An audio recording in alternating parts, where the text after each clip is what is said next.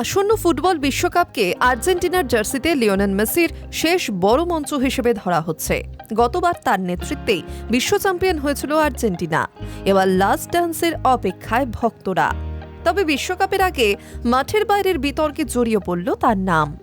7 million মার্কিন dollar অর্থাৎ ভারতীয় মুদ্রায় 65,30,47,500 টাকা চুক্তি ভঙ্গের অভিযোগে LM10 বিরুদ্ধে মামলা দায়ের করা হয়েছে মায়ামির এক ইভেন্ট প্রমোটার ভিড মিউজিক গ্রুপের পক্ষ থেকে।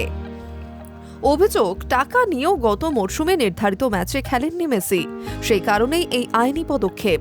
চুক্তিতে আরও উল্লেখ ছিল, চোট না থাকলে প্রতিটি ম্যাচে অন্তত 30 মিনিট করে মেসিকে মাঠে থাকতে হবে। ম্যাচ দুটি ভেনেজুয়েলা ও পুয়ের্তো রিকোর বিপক্ষে হওয়ার কথা ছিল।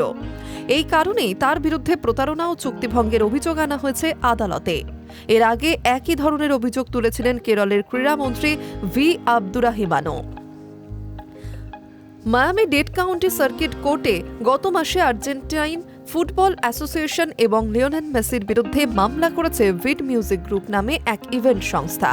অভিযোগ, 2025 সালের অক্টোবর মাসে ভেনেজুয়েলা ও পুয়ের্তো রিকোর বিপক্ষে আর্জেন্টিনার দুটি প্রীতি ম্যাচ আয়োজন ও প্রচারের একচেটিয়া সত্ত্ব দেওয়া হয়েছিল ওই সংস্থাকে। চুক্তি অনুযায়ী টিকিট বিক্রি, সম্প্রচার ও স্পন্সরশিপ থেকে বড় অঙ্কের আয় হওয়ার কথা ছিল তাদের। তবে 10 অক্টোবর ভেনেজুয়েলার বিপক্ষে ম্যাচে মেসি খেলেননি। এর পরের দিনই তিনি ইন্টার মায়ামির হয়ে মাঠে নেমে দুটি গোল করেন। ফলে চোটের বিষয়টি নিয়ে প্রশ্ন ওঠে। অন্যদিকে 14 অক্টোবর পুয়ের্তো রিকোর বিপক্ষে ম্যাচে মেসি খেলেন। ম্যাচটি প্রথমে শিকাগোতে হওয়ার কথা ছিল, কিন্তু কম টিকিট বিক্রি ও নিরাপত্তাজনিত সমস্যার কারণে ম্যাচটি পরে ফ্লোরিডায় স্থানান্তর করা হয়। আর্জেন্টাইন ফুটবল সংস্থার দাবি, ভেন্যু পরিবর্তনের কারণে ফ্লোরিডার ছোট স্টেডিয়ামে ম্যাচটি পুরোপুরি হাউসফুল হয়নি। টিকিটের দাম কমিয়ে $25 করা হলেও প্রত্যাশিত দর্শক টানতে ব্যর্থ হয় আয়োজকরা।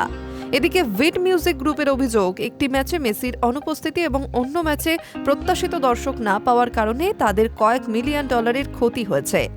যদিও কত টাকা ক্ষতিপূরণ চাওয়া হয়েছে তা স্পষ্ট করেনি সংস্থাটি। এই বিষয়ে এখনও মেসি বা আর্জেন্টাইন ফুটবল অ্যাসোসিয়েশনের পক্ষ থেকে কোনো প্রতিক্রিয়াও পাওয়া যায়নি। Hi News network.